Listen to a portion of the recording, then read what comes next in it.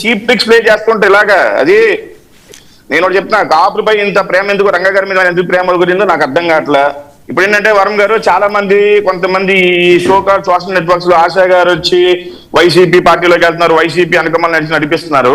అది చాలా అది వంగవీటి ఫ్యామిలీని వస్తే వీళ్ళకి జనంలో పునర్జన్మలు ఉండవు.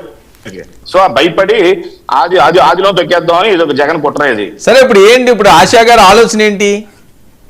ఏమంటే ఆవిడకి చాలా క్లియర్ గా స్పష్టంగా చెప్తున్నారండి. నా నాన్నగారు ఒక ఆర్గనైజేషన్ ఏదైతే ఉందో ఆర్గనైజేషన్ స్ట్రెంథెన్ చేయడం కోసం నేను వచ్చాను, దాంతో తప్పించి నో పాలిటిక్స్ అని చెప్పారు. అంత క్లియర్ గా స్పష్టంగా చెప్తుండే ఎందుకండి ఇదంతా? అంటే ఆడపిల్లలని సాఫ్ట్ గా ఉంటాను అనుకోవద్దు, నాలో ఉన్నది రంగా రక్తమే, వెనకడుగు వేసేది లేదు, సై అంటూ ముందుకు వెళ్తా. సో ఇలాంటి ఈ భావోద్వేగంగా మాట్లాడాల్సిన అవసరం ఉంది ఆయన ఆశయాలు నెరవేర్చాలంటే. నేను చెప్తున్నాను కదా, ఇప్పుడు ఆవిడ పాలిటిక్స్ లోకి నాకు కాదు, నా ఆర్గనైజేషన్ స్ట్రెంథెన్ చేయడం కోసం వచ్చానని చెప్తున్నారు. ఇప్పుడు ఇవన్నీ అంత వైసీపీ సోషల్ నెట్వర్క్స్ లో ఎందుకని అంత గాసిప్స్ ఎందుకంటే ఇదిగో జగన్ తో భేటీ, అదిగో జగన్ తో భేటీ, ఇదిగో జగన్ తో కూర్చున్నారు, ఎందుకు అంత అవసరం చెప్పండి? అంటే ఎవరు చేస్తున్నారు? అందుకనే నిన్న వేదిక మీద ఆవిడ ఖండించారు. అది కాదు ఎవరు చేస్తున్నారు మీ అనుమానం? వైఎస్ఆర్సీపీ. ఓకే, వైఎస్ఆర్ పార్టీకి సంబంధం లేనటువంటి వాటిని మీరు వైఎస్ఆర్ కాంగ్రెస్ పార్టీకి మాకు వైఎస్ఆర్ కాంగ్రెస్ పార్టీకి అభిమానంతో జనం ఉన్నారు. ప్రత్యేకంగా రావటం కోసం మరో రూట్ వేసి తీసుకురావడం వైఎస్ఆర్ కాంగ్రెస్ పార్టీలోకి వైఎస్ఆర్సీపీ సోషల్ నెట్వర్క్స్ లో మీరు ఒకసారి ఫాలో అవుతే మీకు తెలుస్తుంది. డిబేట్ లో మాట్లాడడం కాదండి, చూడండి ఒకసారి, మీరు చూస్తారు అది ఒకసారి చూడండి, మీరు అర్థం అవుతుంది. ఓకే మాట్లాడదు వర్మ గారు ఇది చెప్పండి. మీ వెర్షన్ ఏంటి? నాకు ఒకటే ఒక విషయం చెప్తాను. నాకు ఆ సామాజిక వర్గం పట్ల గౌరవం ఉంది. నేను నా జీవితంలో ఒక్కసారి మహానుభావుడు రంగా గారు నేను కలిసిన అదృష్టం నాకు. కలిసారండి మీరు? నేను కలిశాను, చాలా చిన్నప్పుడు కలిశాను నేను. అది ఒక అనుభూతి. ఆయన అసలు ఎవరైనా సరే ఇవాళ రాష్ట్రంలో ఉన్న ప్రజలు కుల మతాలకు అతీతంగా చూడవలసిన వ్యక్తుల్లో నేనైతే ఒక లెజెండ్ అంటాను ఆయన రంగా గారిని.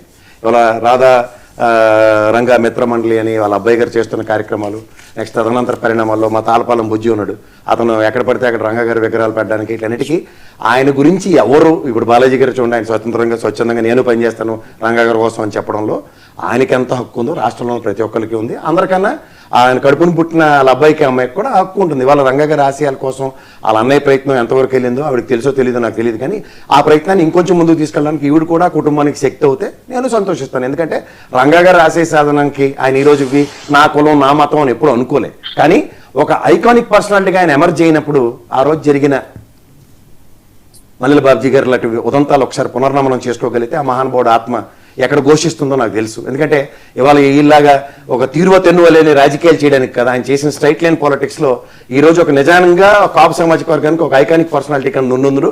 ఇవాళ ఈ రాజకీయాల్లో కనుక ఆయన కనుక ఉండుంటే ఒక జైగన్ పర్సనాలిటీగా వాళ్ళ ముఖ్యమంత్రి స్థాయిలో ఎదిగి కూడా కనబడి ఉంది. కానీ మన దురదృష్టం కొంతమంది వ్యక్తుల్ని భగవంతుడికి చాలా ఇష్టమైన వ్యక్తుల కింద భావిస్తుంటారు, వాళ్ళకి చాలా తొందరగా తీసుకెళ్ళిపోతుంటారు. అలా ప్రాణాలు కోల్పోయిన మహనీయుడి గురించి ఒకసారి స్మరించుకోవడమే. ఇవాళ వాళ్ళ అమ్మాయి కూడా స్వచ్ఛందంగా తను సేవ చేద్దామని వస్తున్నప్పుడు రాజకీయాలు కాసేపు పక్కన పెడదాం సార్. రాధా గారి వల్లనే కావట్లేదు, ఒకసారి గెలిచారు ప్రజారాజ్యం పార్టీ తరఫున. ఇవాళ తెలుగుదేశం పార్టీ ఉన్నా ఆయన నెట్వర్క్కి సముచిస్తానో ఆ పార్టీ ఇస్తుందో లేదో, గతంలో ఏ పార్టీలు ఎంత సముచిస్తానో ఇచ్చారో అందరికీ తెలుసు. ఇవాళ కాక మనం ఈ రీసెంట్ పాస్ట్లో పక్క షర్మిలమ్మని చూస్తున్నాం, కవితమ్మని చూస్తున్నాం. ఈ అమ్మాయి కూడా రాజకీయ ఆరంగేటం నేను అన్నాను. ఇవాళ సేవా తత్పరతో అమ్మాయి పని మొదలెట్టినప్పుడు ఖచ్చితంగా దీనికి రాజకీయ రంగులు పొలకుండా మాట్లాడడం అన్నది బాలాజీ గారు చెప్పారు. నేను దాంతో ఏకీపిస్తాను.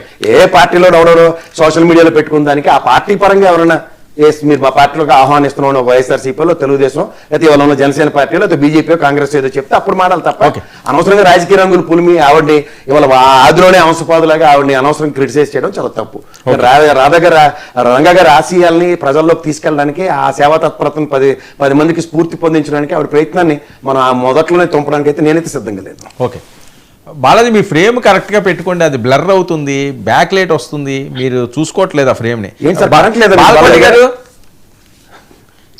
రెస్పాండ్ అవ్వండి. ఎలా ఉంటుంది మీకు కూడా రంగా గారుతో అవన్నీ ఆ చరిత్ర అంతా మీకు తెలుసు కదా, ఆ ప్రాంతం వాసులే కాబట్టి. వర్మ గారు రంగా గారు చనిపోయి ఇప్పటికి 47 సంవత్సరాలు. 37 ఒక తరం 37 సంవత్సరాలు అంటే